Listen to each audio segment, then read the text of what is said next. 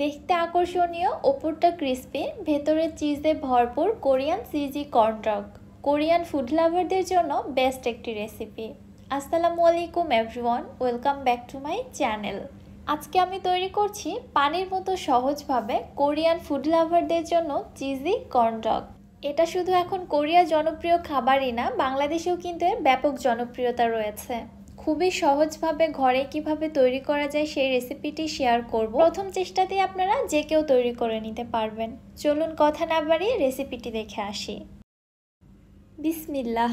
প্রথমে একটি মিক্সিং বোলে নিয়েছি একটি রুম টেম্পারেচার থাকা ডিম, দিয়ে দিচ্ছি হাফ কাপ হালকা কুসুম গরম দুধ, 1 চা চামচ দিয়ে দিচ্ছি চিনি, হাফ টি স্পুন লবণ এবং 1 চা চামচ দিয়ে দিচ্ছি অ্যাক্টিভ ড্রাই ইস্ট। এবারে সব কিছু একটি হ্যান্ড হুইস্ক দিয়ে খুব ভালোভাবে হুইস্ক করে নিয়েছি যেন সব কিছু খুব ভালোভাবে মিশে যায়। সব কিছু ভালোভাবে মিশিয়ে নেওয়ার পরে দিয়ে দিচ্ছি 1 কাপ ময়দা। এখানে অবশ্যই ময়দাটাই ব্যবহার করতে হবে, আটাটা অ্যাভয়েড করাই ভালো। এবারে হাতের সাহায্যে মেখে আমি মিশ্রণটা তৈরি করে নিচ্ছি। এই মিশ্রণটা খুব বেশি শক্তও হবে না, আবার খুব বেশি কিন্তু নরমও হবে না। ঠিক কেমন ডো তৈরি করে নিতে হবে সেটা একটু পরেই দেখিয়ে দিচ্ছি। এখানে আমি আরও 1/3 কাপ ময়দা অ্যাড করে দিলাম এবং খুব ভালোভাবে মেখে নিচ্ছি। মেখে নেওয়ার পরে মিশ্রণের কনসিস্টেন্সিটা ঠিক এরকম দেখতে পাচ্ছেন। একেবারেও নরম না, আবার কিন্তু অনেক বেশি শক্তও না, ঠিক এরকমই একটা ব্যাটার তৈরি করে নিতে হবে। খুব ভালোভাবে মিশিয়ে নিয়েছি, কোথাও কোনো দলা বা লাম্পস কিচ্ছু নেই। এবার একটি ঢাকনা দিয়ে ঢেকে মিশ্রণটাকে কোনো গরম জায়গায় রেখে দিচ্ছি আধা ঘন্টার জন্য। এবার এখানে নিয়েছি আমি 4টি চিকেন সসেস। প্রত্যেকটি সসেসকে মাঝ বরাবর কেটে আমি সমান 2 ভাগে ভাগ করে নিচ্ছি। কেটে নেওয়ার পরে সসেসগুলোকে আমি এক সাইডে রেখে দিচ্ছি। ঠিক একইভাবে আমি এখানে চিজটাকেও কিন্তু কেটে নিয়েছি। সসেসটাকে যে আকারে কেটে নিয়েছি ঠিক সেইভাবে চিজটাকেও কেটে নেওয়ার চেষ্টা করেছি। এখানে মিডিয়াম সাইজের 2টি আলু কিউব করে কেটে গরম পানির মধ্যে সামান্য একটু লবণ দিয়ে ওই পানিতে আলুগুলোকে 3 থেকে 4 মিনিটের মতো ভাপিয়ে নিয়েছি। এতে করে যেটা হবে, পরবর্তীতে রান্নার সময় আলুটা খুব দ্রুত সেদ্ধ হবে। এবার এই আলুর টুকরোগুলোকে অন্য একটি বড় পাত্রের মধ্যে নিয়ে এর মধ্যে দিয়ে দিচ্ছি 2 টেবিল চামচ কর্নফ্লাওয়ার। এখানে অবশ্যই কর্নফ্লাওয়ারটাই ব্যবহার করতে হবে, আটা বা ময়দা কোনো কিছু ব্যবহার করা যাবে না। কর্নফ্লাওয়ারটা আলুর সঙ্গে খুব ভালোভাবে মিশিয়ে নিচ্ছি। মিশিয়ে নেওয়ার পরে এগুলোকে আমি এক সাইডে রেখে দিচ্ছি। চলে যাচ্ছি নেক্সট স্টেপে।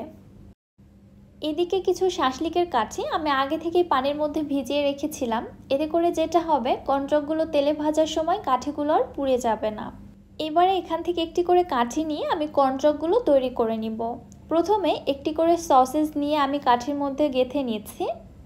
একইভাবে একটি চিজের টুকরো আমি কাঠির মধ্যে গেঁথে নিচ্ছি। একইভাবে আমি আরও একটি আপনাদের গেঁথে দেখাচ্ছি, তবে আপনারা এইভাবেও গেঁথে নিতে পারেন। চিজের টুকরোটা আগে গেঁথে দিয়ে সসেজের টুকরোটা পরে দিতে পারেন, তবে চিজটা পরে দিলেই খেতে সুবিধা হয়। একইভাবে সবগুলো চিজ এবং সসেজ সবগুলো স্টিকে গেঁথে নেওয়া হয়ে গিয়েছে। এবারে চলে যাচ্ছি পরবর্তী স্টেপে। এদিকে ময়দার মিশ্রণটা কিন্তু ফুলে একদম ডাবল হয়ে গিয়েছে।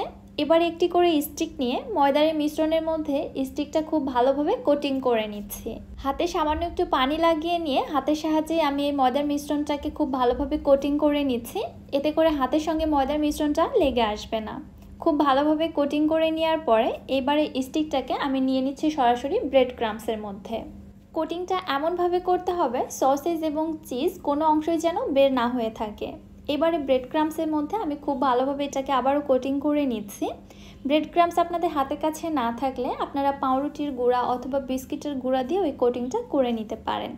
এখানে আমার একটি কর্নডগ তৈরি হয়ে গেল, এটাকে আমি এক সাইডে রেখে দিচ্ছি। এবারে আরেকটি কোটিং আপনাদের করে দেখাচ্ছি। সসেজ এবং চিজের স্টিকটাকে আমি ওই ময়দার মিশ্রণের মধ্যে খুব ভালোভাবে কোটিং করে নিয়েছি। দেন এবারে এর উপরে দিয়ে দিচ্ছি আলুর টুকরোগুলো। খুব ভালোভাবে একটু চেপে চেপে বসিয়ে দিব যেন আলুর টুকরোগুলো ছেড়ে না আসে। আর যেহেতু এখানে আলুর টুকরোগুলো কর্নফ্লাওয়ার দিয়ে কোটিং করা রয়েছে, এজন্য এটা খুবই সহজভাবে এখানে কোটিং করা যাবে, সহজে খুলে আসবে না। এবারে ফাইনালি আবার এটাকে ব্রেড ক্রাম্বসের মধ্যে কোট করে নিচ্ছি। একটু চেপে চেপে কোটিংটা করে নিতে হবে। এই কোটিংটা আমার করা হয়ে গিয়েছে। এবারে চলে যাচ্ছি সরাসরি চুলাতে। এই কর্নডগগুলো তৈরি করার পরে রেস্টে রাখা যাবে না, সরাসরি তেলের মধ্যে ভেজে নিতে হবে। চুলায় একটি প্যানের মধ্যে পর্যাপ্ত পরিমাণে তেল দিয়েছি। তেলের মধ্যে আমি এগুলোকে দিয়ে উল্টে পাল্টে ভেজে নিব। তাড়াহুড়া করে ভাজা যাবে না, চুলার মিডিয়াম টু লো হিটে এগুলোকে ভেজে নিতে হবে। ব্রেডটা যেন কুকড হতে পারে প্রপারলি, এইভাবে সময় নিয়ে ভেজে নিতে হবে। আমার এই কর্নডগগুলো ভেজে নিতে সময় লেগেছে প্রায় 7 থেকে 8 মিনিটের মতো। খুবই সুন্দরভাবে যখন ভাজা হয়ে গেছে আমি তেল ঝরিয়ে উঠিয়ে নিচ্ছি। দেখতেই পাচ্ছেন মাশাআল্লাহ, এগুলো দেখতে কত বেশি লোভনীয় হয়েছে। উপরটা ক্রিস্পি, ভেতরটা নরম তুলতুলে সফট এবং চিজে ভরা। খেতে যে কী মজা সেটা জাস্ট বলে বোঝানো পসিবল না। আমি উপর থেকে কিছু মাস্টার্ড সস এবং টমেটো সস দিয়ে ডেকোরেশন করে নিচ্ছি। এইটাই হচ্ছে কর্নডগের মেইন আকর্ষণ। এবার একটু ছিঁড়ে দেখাচ্ছি, দেখুন এর ব্রেডটা কত বেশি পারফেক্ট হয়েছে, নরম তুলতুলে সফট।